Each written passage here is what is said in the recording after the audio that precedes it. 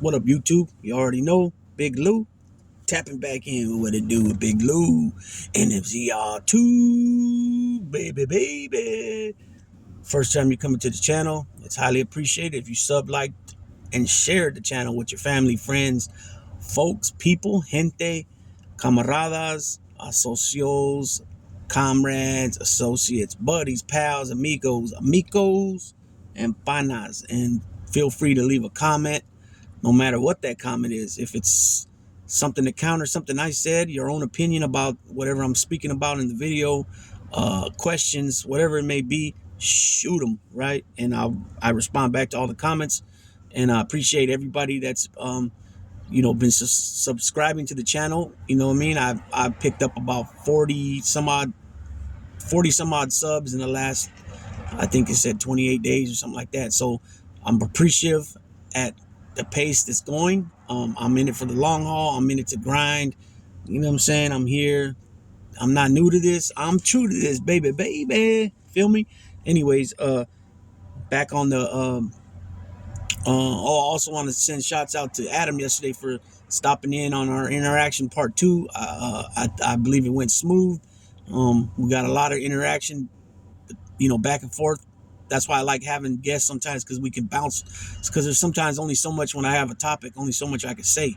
But when you have somebody else on or multiple people on, you bounce off each other and different perspectives, different opinions of things, and you can bounce off each other, by countering or even agreeing with each other, or sometimes them having a different perspective, and then you just bounce off each other. And so anyway, it was cool. And then also, Jordan and Tashanka were in the chat, and they were engaging too. So I appreciate them as well.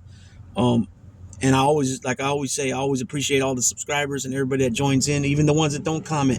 You know what I mean? But this one here, I'm back on the profiles. And this one's unboxing, and this is two of the greatest heavyweight champions ever. Not to mention, are they two of the greatest heavyweights to ever live. They're also two of the greatest boxers, in my opinion, as well. And that's none other than Evander Holyfield and Mike Tyson. Evander Holyfield was born on October 19th, 1962, making him 60 years old. As we all know, he's a former American professional boxer who competed from 1984 to 2011. He reigned as the undisputed champion at cruiserweight in the late 80s and at heavyweight in the early 90s, and remains the only boxer in history to win the undisputed championships in 2 weight classes in the 3-belt era. So back then it was the WBC, the WBA, and the IBF. Now, if we fast forward to today, now it's a 4-belt era. You got the WBC, WBA, WBO, and IBF. Also nicknamed the Real Deal, Holyfield is the only 4-time world heavyweight champion in boxing, having held the unified WBA, WBC, and IBF titles from 1990 to 92, the WBA and IBF titles again from 93 to 94, the WBA title a 3rd time from 96 to 99, the IBF title a 3rd time from 97 to 99, and the WBA title for a 4th time from 2000 to 2001. And he almost won when he fought that 7-footer. I can't think of the guy's name. I think Holyfield won that fight, and that would have made him the 5-time heavyweight champion, but he got burned on that. But he's the only one. So he's got 2 nicknames, like I mentioned. One was the Real Deal, and he also got the nickname the Warrior.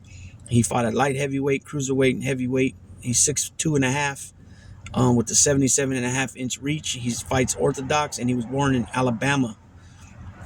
He's got 57 total fights, with 44 wins, 29 by knockout, 10 losses, 2 draws, and 1 no contest. He holds a bronze medal in the 84 Olympics, which was held in LA, and that's one of the greatest Olympic teams in history. And then he has a silver medal from the 83 Pan American Games in Caracas. Both medals he won at light heavyweight.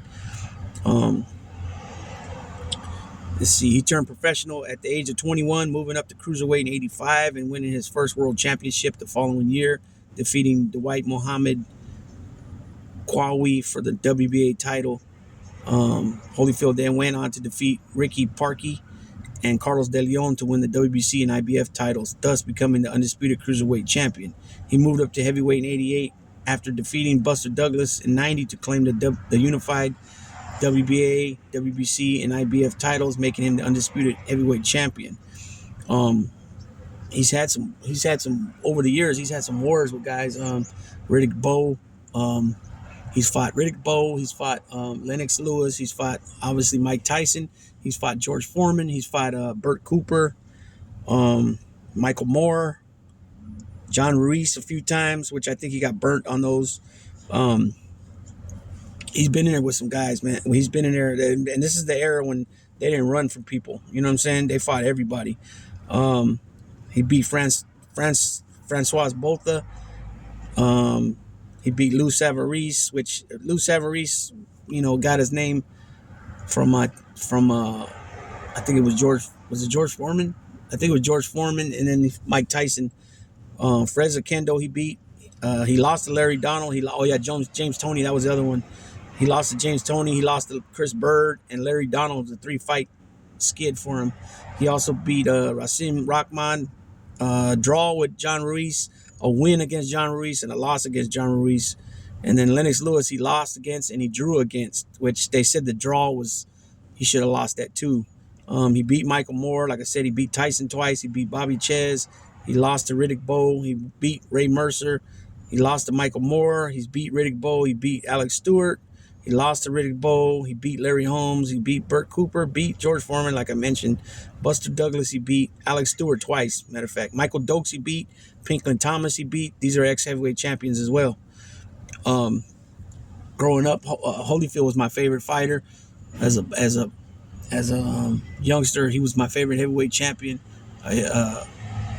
Of course, I like Mike Tyson too, but there were different styles, and growing up also, Marvelous Hagler was my favorite middleweight.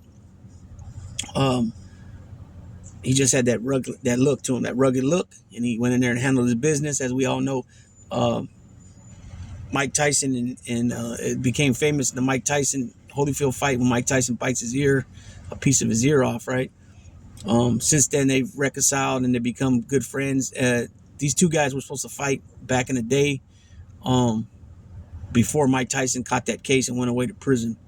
But before all that happened, he lost the belt in Japan to Buster Douglas, and then Buster Douglas won it, becoming the undisputed champion. He was a journeyman at that time, pretty much, and then he beat Mike Tyson. That was supposed to be an easy payday, easy win for Tyson. I think he didn't take it serious, and even though Tyson did drop Buster Douglas, I think Buster Douglas just had it on his side that day. His mother passed. It was pretty fresh, recent that his mother had passed, and he handled his business, went in there, did his thing in Japan, came out the undisputed champion, the 3-belt era, and then his very next, he didn't even get to defend it. I mean, he defended it, but he didn't succeed in the defense. Holyfield took the belts, and he held the belts for a while, and then during all that, Mike Tyson went to prison, and they never got to fight till later on. And I don't know if I want to check that real quick, because I don't know if Tyson was champion. If Tyson was a champion, okay, so when he beat Tyson, he won the WBA heavyweight title in their first fight on November 9th, 1996, and then June 28, 97, they fought again, and he retained the WBA title, and that's when he got disqualified for biting him. So Holyfield's had some issues. He just fought recently. He fought I can't even think of the guy's name. He fought the MMA guy, and Holyfield looked terrible. He took the fight on a short notice, and they gave him a license to box, and I think it was I don't know what state it was, but it should have never been given. He was in no shape to be fighting. He was 59 years old at that time. He's 60 now, and he got demolished. You know what I'm saying? It's one of them things, man. It sucks. He should have never been in there, but he's definitely going to go down in the record books. He's a 4-time world heavyweight champion, and obviously he had some issues with money or something. I don't know what. I know he had some issues with money over the years, but nonetheless, it doesn't take from his greatness what he did in the ring. at that era when you fought everybody. You know what I'm saying? So now we're going to switch on over to Mike Tyson. He was born Mike Gerald Tyson, June 30th, 1966. As we know, he's an American ex-professional boxer at the heavyweight level, heavyweight champion, youngest heavyweight champion ever. He competed from 85 to 2005, nicknamed Iron Mike and Kid Dynamite, right? That was early in his career. Later, he was known as the baddest man on the planet. Tyson is considered to be one of the greatest heavyweight boxers of all time. He reigned as the undisputed world heavyweight champion from 87 to 1990. Tyson won his first 19 professional fights by knockout, 12 of them in the first round, claiming his first belt at 20 years old, 4 months and 22 days, which is a record still to this day. Tyson holds the record as the youngest heavyweight champion, like I just mentioned. He was the first heavyweight boxer to simultaneously hold the WBA, WBC, and IBF titles, as well as the only heavyweight to unify them in succession. The following year, Tyson became the lineal champion when he knocked out Michael Spinks in 91 seconds of the first round. And I had mentioned that in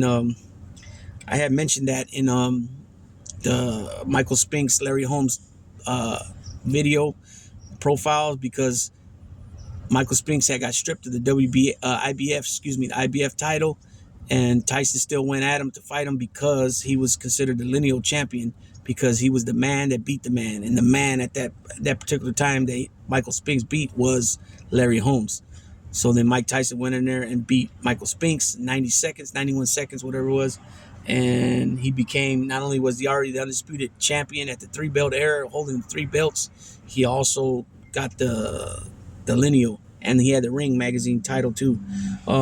So like I said, he was born on June 30th, 66 in Brooklyn, New York, right? He stands 5'10", 71-inch reach, orthodox, 58 total fights. 50 of them are wins, with 44 by knockout, 6 losses, and 2 no contests. He's a 2-time gold medalist in the Junior Olympics, 81 North Carolina and 82 Tennessee. Golden Gloves, he got a gold medal in the 84 New York Golden Gloves. In 92, that was the date, was 92 when he was convicted and went away to prison, and that's what he was supposed to fight, Holyfield. You know, it was set that they were going to meet up somehow, some way, as well as Riddick Bowe, I believe, too, and Lennox Lewis. All those guys were in the mix to fight each other back then, but Tyson went away. Let's see. Regaining so he went to prison in 92. He did 6 years in prison. Although he was released on parole after 3 years, after his release in 95, he engaged in a series of comeback fights, regaining the WBA and WBC titles in 1996 to join Floyd Patterson, Muhammad Ali, Tim Witherspoon, Evander Holyfield, and George Foreman as the only man in boxing history to have regained a heavyweight championship after losing it. After being stripped for the WBC title in the same year, Tyson lost the WBA title to the real deal Holyfield, right? Like I mentioned earlier. And then he fought for a title against Lennox Lewis, but he was knocked out. Tyson was known for his ferocious and intimidating boxing style, as well as his controversial behavior inside and outside the ring.